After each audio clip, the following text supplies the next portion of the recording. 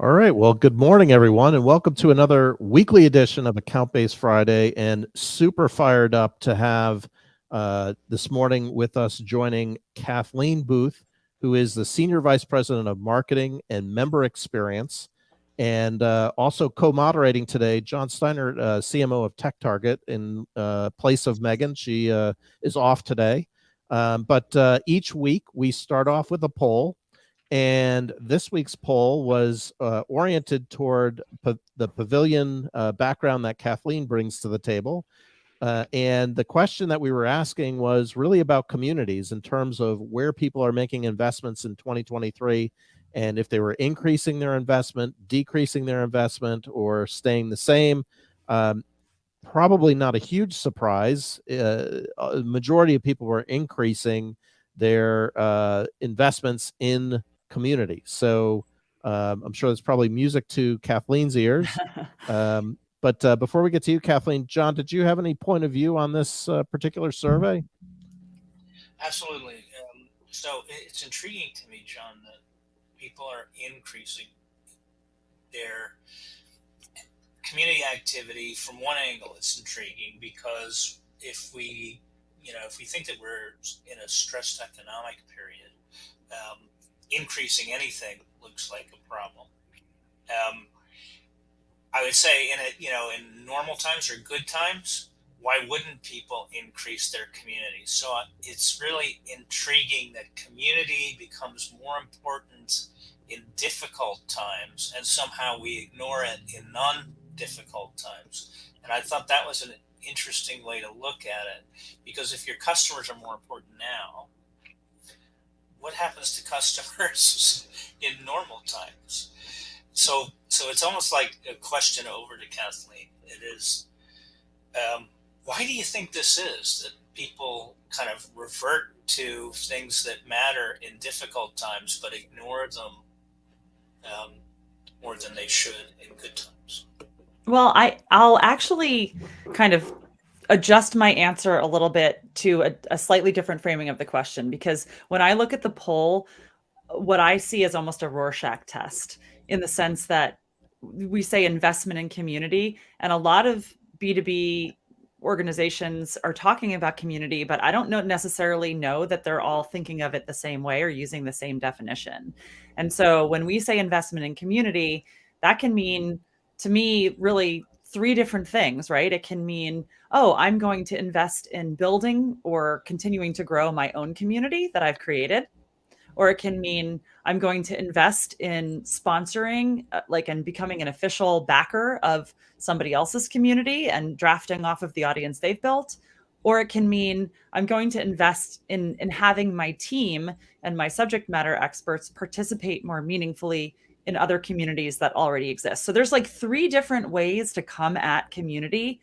And coupled with that, by the way, there's three different ways to build your own community, which I can get into. But so John, to your point, it's interesting because it does make me wonder, when somebody says I'm investing more. First of all, there's also, are we talking financial investment or time investment?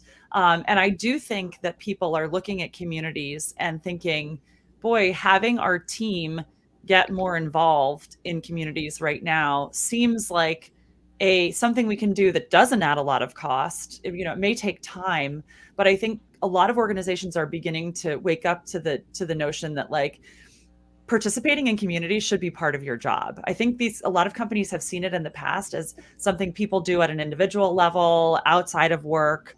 And if it has a halo effect on their ability to do their job, great. Now, to me, participating in communities is the job, because it is the best way to form meaningful relationships. It is the best way to drive pipeline at a lower cost of acquisition. So I think there's a lot of that happening. But interestingly, I also do see a lot of organizations investing more money into community, because I think they see it as a longevity play. Whereas you look at many of the traditional marketing tactics, things like paid ads, things like putting on events, and those are kind of like one-time or short-term fixes, whereas community is really an investment that I think can pay dividends over many, many years. And so I think that's, in hard times, people tend to look at what are the investments I can make that are really going to drive ROI longer term? that aren't just a quick like sugar rush, if you will. Yeah, you bring up a really good point about the cost of acquisition, and a lot of companies, I think even VCs now, are starting to kind of catch on to this. I mean, they're, from what I'm hearing from my sources, they're typically looking at either a product-led growth or community as an option or a lower cost of acquisition than kind of the last few years of just spending a lot of money and building this big infrastructure of sales, SDRs, and marketing. So community offers potentially that option of a lower cost of acquisition. Maybe just thinking about your own situation, and you've got this unique role at Pavilion, right, where you kind of span both customer experience and marketing. What exactly is your remit there within Pavilion, and then how does it relate to community overall? Sure. So I guess I should say, for anybody who doesn't know, Pavilion is a roughly 10,000 member global community organization for B2B go-to-market leaders. And the whole mission is to help them succeed in their careers, unlock their full professional potential. And we have different types of members. Most of our members come in as individuals, and we have some companies that buy packages for their teams. So my remit is to oversee all of marketing for all parts of the business, but then also for our individual members to basically own the entire journey, if you will. And so we have a customer success team. We call them a member success team. That is a part of my organization, which is marketing and member experience. And the idea behind this is really that marketing should have primary responsibility for the entire customer journey, from our first touch with them as a prospect all the way through their experience as a member. And that delivers continuity, that aligns how we go to market with the value we deliver. It's been great for me because it's really, like, for us, we've always been focused on retention. I think, and we talked about this a little bit earlier, John, a lot of companies in the current market, all of a sudden, similar to your point, John Steiner, about, why is everyone suddenly so focused on retention? Shouldn't that have always been a thing? Like, when your business is a community, retention is at the heart of it, right? Member satisfaction is everything. It's what drives new members. It's what drives revenue. And so for us, that's the most important thing to get right. And to have it all kind of housed in one place, so that we're aligned when we're talking to prospective members, when we're talking about ourselves publicly, and with what we're delivering, to me is really exciting. So it's very interesting. What I think I heard is that, in a way, customer success is part of the end-to-end experience, and marketing in your organization is taking responsibility for the end-to-end, and therefore for customer success. That seems to have been a stumbling block in the sort of CX evolution, at least in my space, in the tech space as a whole, because marketing didn't own the sales part, and so they were disconnected from CS, and CS is so product related that it often goes in there. But in your space, how do you connect to product? I mean, are you responsible for product as well? No, we do have a VP of product who I work really closely with. And in fact, we are heading in the direction of launching a new digital platform, which is a big initiative for us. And so it's product and engineering, really tightly knit. So that is another team. But again, we're very kind of joined at the hip. And the thing that's interesting about Pavilion, which I think contextually is important in this conversation, is that historically, the majority of our growth has come via word of mouth and referrals from existing members. We've always had that strong referral engine. And so marketing for Pavilion is a little different. Like, we certainly do a lot of the traditional things that most marketing organizations do, but our number one channel is happy members referring other members. And that's why marketing owning member success is so important, because it is the number one engine for growth as a company. Yeah, and I'm one of those happy members as well. I think I felt like I was missing out on the party. Like, everybody kept on talking about Pavilion, and I just kept on forgetting to become a member, and I finally chipped away at it when I heard Kathleen moved over, and then bam, got a ton of value out of it. So it's Well, been let's be honest. amazing. I think I nagged you long enough that you finally caved. Exactly. Thinking about community for Pavilion, are there any lessons learned? Because you've got a unique background, right? Like you've been in an operating role in a SaaS environment, in a high-tech environment, from what I understand, in addition to being an agency owner. But thinking about the experiences that you've had, how is there anything that would apply from Pavilion and building a community, or any advice or steps that you would give to, say, a SaaS company that's thinking about it or considering building a community? Oh my Yeah, gosh. and in the same vein, but the opposite is like, what is a bad community? Yeah. Yeah, I where do I even start, right? I should clarify and say this was not my first experience with community building. I was lucky that shortly after I sold my agency, I went to a company called Impact, and we built a community there of around 5,000 marketers. And so that was my first experience with this, and it was really great, and it made me a true believer, and one of the reasons I was so excited to come here. And I actually joined Pavilion back in 2019 as a member. So I did experience it as a customer for 3 years before joining the team, which is really unique for me. It's the first time I've come in to lead marketing at a company where I've been a customer to that extent. But a couple of things. So I think your question was like, what would I say to a SaaS company thinking of starting a community? The first thing I would say is that there are 3 different types of communities, and you have to be really clear on which one you're creating and why. And those 3 types are communities of product, so user groups, communities of practice, but Pavilion I would categorize as a community of practice, meaning it's for GTM leaders in B2B technology. And then there's communities of interest, and communities of interest might be people who are interested in cybersecurity or fitness or what have you. So you need to understand first, am I creating a community of product, a community of practice, or a community of interest? And those are very different types of organizations. I think from there, it's about really what is our unique, just like with any product, what's our unique value proposition? What are we delivering to our members that they can't get anywhere else? What's going to make them passionate about being a part of this community? And when you have a community of product, the answer is very much around the product. They're a user. They want to be able to use the product better. They want to drive more value and connect with other users.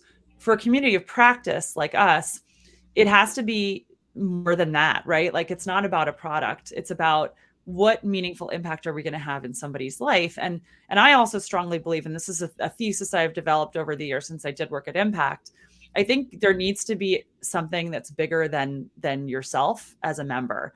And so for Pavilion, it is this notion that that there is another way to do business, that it's about reciprocity and about giving before you receive. And really culturally, that's what we've tried to instill in the community. In fact, it's funny, other hand, you can see behind me, Sam Jacobs, the founder of Pavilion, wrote this book, Kind Folks Finish First.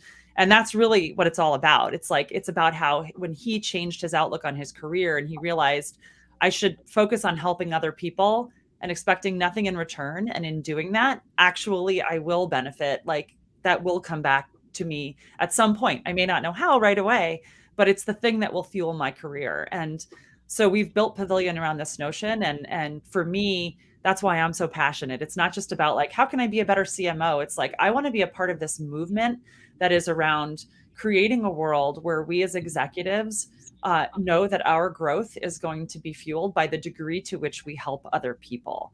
And in doing that, we can, I mean, not to be woo-woo, but we can just truly make this a better world. And I honestly think we can get to a point where people stop talking about work as being toxic. So long answer, but. No, absolutely. Absolutely. I think you make a lot of good points there. And the different definitions, as you were talking through it, I was just trying to think of, and maybe it's just my own perspective, there aren't a lot of models out there in my mind of community that I could model from. Like, how did you, like, I think you said you were doing some research in this area and you kind of piece things together. I mean, obviously Pavilion had been up and running by the time you joined them, and now you're taking them to another level. But like, what kind of research did you do here that that is kind of applicable to this community building that you're doing now? Yeah, I mean, Pavilion is a great example of like the whole genesis was about finding product market fit, and it was because Sam, the founder, had been laid off from his job, and he started getting together with other sales and marketing leaders in New York City over dinner, and it just sort of naturally grew. And like that's the definition of product market fit. Like he wasn't trying to grow it, he wasn't trying to create anything. It just happened because there was a gap in the market and people needed that sense of connection, right? And so Pavilion grew tremendously over the last several years, in many senses without a lot of effort on our part. But we're at this stage now where I think we're big enough that we really do need to think strategically about what do we mean when we say community, and how do we build a community in a purposeful way. And so I did, to your point, I started thinking through this, and like there aren't a lot of great definitions for community out there, certainly not in the sense that we're talking about it, of like B2B online communities. So I actually went and I started researching how community is defined through anthropology, because that's the original field of study behind what is a community. And in anthropology, they define community as being based on certain tenets, things like common interests between people, a common ecology and locality, a common social system and structure. And there's all kinds of different anthropological definitions out there. Like some of them speak to homogeneity of the people within the community, et cetera, common languages, things like that. But, for me, I went and did this research, I extrapolated it and to apply it essentially to what we're building. And what I came up with was really 4 things for me that define what community is at Pavilion. And the first is a place of fellowship. And for us, that's a place where our members share that goal of achieving and unlocking their full professional potential. They want to grow as professionals. They want to succeed in their careers. And that is the fellowship that they have with other members. The second thing is a shared belief that, this is what I spoke to earlier, that we succeed by helping and supporting each other, and a commitment on the part of members to do that when they enter the community. The third is what I call a safe space, where members feel empowered to share authentically and be vulnerable with each other.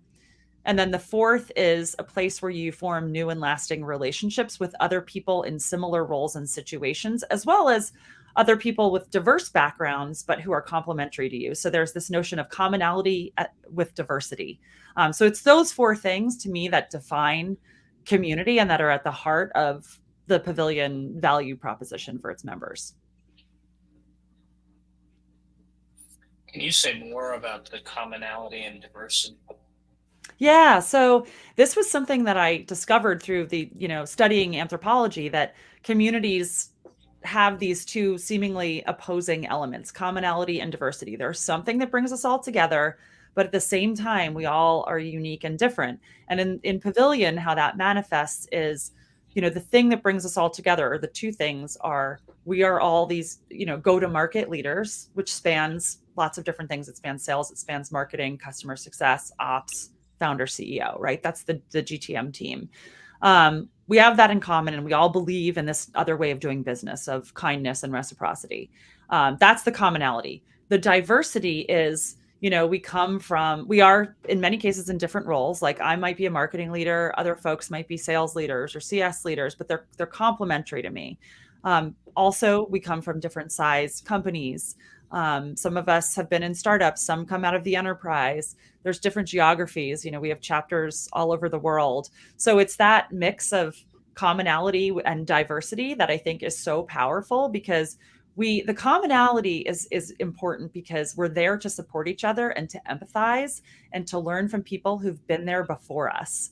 But at the same time, we don't operate in a vacuum. As a marketing leader, I need to work closely with my sales counterpart. And so having CROs in the Pavilion community allows me to develop empathy for somebody outside of my role and be a better CMO when I come back to work with my own sales counterpart. And so I think that's the combination of those 2 things that's pretty magical. Do you think that So I want to probe on the diversity thing. Do you do anything as the CMO to make sure that you're getting a diversity of opinions, and that the community can support multiple, I don't know, call them solutions to similar problems without breaking apart? Yeah. So first of all, we've had some interesting conversations about like, and somebody asked me this the other day, like, does Pavilion tell you how to do your job? And the answer is no, right? Like, we're not there to tell you this is the way you should do things. We are there to give you what I call fundamental building blocks. And then you should be the one to take those building blocks and craft your own blueprint for your career, for how you do your job, et cetera. So we're unlike, for example, course create, like we have courses, but unlike people who sell, like, this is the methodology, we don't do that per se. We just say, here are ways that successful people have done this in the past. You're smart, take it, build on it. Number one. But number two, to your point about how are we intentional about diversity? I think that manifests in different ways. Certainly, we have different communities within Pavilion. So we have core groups. So every member who comes in joins a core group, which is a cross-functional group of people, usually centered around geography. So I'm a member of a core group based out of Washington, D.C., and it has folks that are from sales, marketing, CS, and other backgrounds. And then I'm also a member of a functional group, which is our CMO group, where I can come and find only other marketing leaders of different backgrounds if I have a marketing question. So that's one way. But we're also very proactive in looking for folks from different backgrounds. And so, for example, we have throughout our history created different lower pricing for female applicants, particularly in our CEO community, because we do have a CEO community, BIPOC, people from different geographies. So we have different pricing for folks in Asia or in certain parts of the world to try to accomplish getting that kind of diversity as well.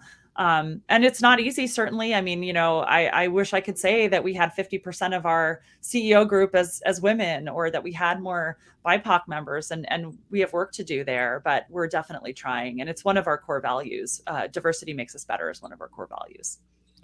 I think to your point too, with kind of the core groups, what I've noticed, and community is your product, but what I've noticed with Pavilion is you're very proactive in the management of the community and the membership. Like, I have felt a number of people reaching out to me to get engaged from Pavilion. And, the other common community I think that you and I belong to, maybe John, is the Sixth Sense Coffee Talk community. And that too has got some level of moderation and kind of an element of commonality there.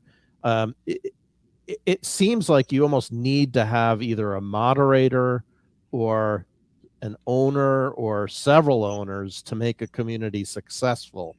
Is that do you see that as an ingredient, or like if somebody's starting off, I guess, depending on which definition of the community of the three that you mentioned, I would imagine there's still an owner at the end of the day. Like, it's not something it's not a light switch where you turn it on and boom, it goes. You've got to kind of care and feed it is kind of what I'm seeing or feeling from an end user perspective.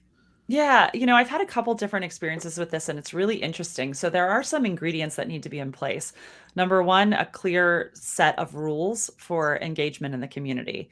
And we do have that. For example, there's a no pitching rule. And if we find out somebody joins Pavilion and then all of a sudden starts going to LinkedIn and, DMing all of our members and pitching them, then they will be removed, right? And there are more rules than that, but you need a social compact, if you will, that every community member needs to abide by. That's really important. And generally in the early days of community, you really do need somebody whose job it is to enforce that. And so when I was at Impact, that was as I mentioned, my first experience with community. I actually had someone on my team whose title was Director of Audience Engagement and Community. That was her job. Was full-time just to manage our broader community, to make sure that there was engagement, to make sure that the rules were being followed. And she did a great job. And what's interesting there is that we did see over time that she needed to do less and less. And I do think that the hallmark of a successful community is that at a certain point, it starts to become self-organizing. And the members of the community begin to step up and enforce those rules and call out people who are breaking them and volunteer to organize events or get-togethers and to be those moderators. And we have that happening in Pavilion as well. We have Pavilion envoys who are members that step up and manage those calls. I was actually a chapter head of the Washington, D.C. chapter before I joined at full time. And so I would organize monthly calls and happy hours, and I would moderate our little mini Slack group and make sure that there was engagement. And, that's, to me, that's a big hallmark that you're doing it right, is when you reach the point in your community when the members start to take on of their own accord some of the responsibility. That's when you get momentum and you've really hit on something special. How long should that take, do you think? So you've got a giant community-oriented offering, but John raised the point about other communities in the world that we operate in. I guess we all operate in the same world. So there is room for multiple communities, and we might have said at the opening that companies should think about how they make use of community capability. So let's say that there are two communities. Like you've got the employees, executives are members of community of practice. The company has a community of product, for instance. How long should you really work at it before you can make a judgment that we can't make a go of this? That's a really good question. And I don't know that there's one answer to that. It depends on what your objectives are and what your definition of success is. Some companies go into this and their goal is it's all about pipeline, right? Like, we're going to create this community because we want to drive more opportunities. And I think, I do think companies that have that as the goal, probably many of them will wind up in the short term, abandoning that effort because it is a longer term play. There's certainly ways to drive pipeline out of community, but there's a right way and a wrong way to do it. If your objective is to build a moat for your business, which is how I think about community, by developing an audience that you own, then I think you could stay in it for a very long time before, deciding to abandon if you're not immediately seeing that traction happening. Because, this, John, I mean, you're, with TechTarget, you guys are in the thick of things around first party data, all the changes that are happening in the world we live in. That's why I think there's this interest in community and in building this moat and in owning your audience. But I would also say, if you're not seeing people step up, if you're not seeing that momentum, it's probably something you're not doing right. And so it's really more of an exercise of self-reflection. I would say, don't necessarily abandon your community building efforts, but really take a close look at what you're doing. And if it is a self-serving effort to drive pipeline, you're probably not going to get to the point where people step up and take ownership, because what's in it for them, right? But if you're really there to solve something for your members, then it should happen, and it will happen. So I think it's about being introspective and looking at what your objectives are and how you're implementing those, and maybe taking a hard look at why you're doing community in the first place. Yeah, but I think you answered the question, because you're going to need a period of time to get it going. And so the evaluation period should be long. You're going to make mistakes. You're going to be reflective. You need to be reflective on the mistakes you made. You'd be super lucky if it generated measurable pipeline inside of a year. So going in, you probably say, well, this is at least a year to see if we can sustain it. And it's probably more to see if we can do it well, to get to the point that you raised, Kathleen, where it's more self-sustaining that people look forward to. Yeah, and I think the big fallacy is that you can really measure it too. Like, we talked about driving pipeline. You might actually be driving pipeline from your community and not realize it, because not all pipeline is going to be a direct line from, oh, this member joined and then they bought from us. Very often it's this member joined, and then somebody else they know bought from us because they said, oh, you should check out X company. And that's not easy to measure. I think it's a fool's errand to try in many cases, measure it. But so there's a little bit of a leap of faith involved, and you really need to have a culture and a commitment within the company that you believe in community and that you're in it for the long term. Yeah, and gosh, we could probably talk another hour or two on community. And speaking of time, we're right at time now. Before I ask any closing thoughts, I know you've got an event in a couple weeks, Kathleen, which I plan to attend. It looks outstanding. A CMO event in, what is it, 3 weeks in March, and then another event in October in Nashville. Yeah, we have a for couple. CRMs? We have our CMO Summit, March 23rd in San Francisco, which has, you're right, it has a killer lineup. I'm so excited. I'm going to get to meet so many of my marketing idols. And then we have our CRO Summit in London on June 8th, I believe it is. And then we have GTM 2023, which is our big flagship conference in Nashville, October 10th through the 12th. That's going to be a fantastic event, much larger. So yeah, go to our website and check it out. Awesome. Yeah. And that was going to be my last question to you. Like, how do people, if they're interested in either reaching to you or getting on one of those events, is it pavilion.com then? Or joinpavilion.com.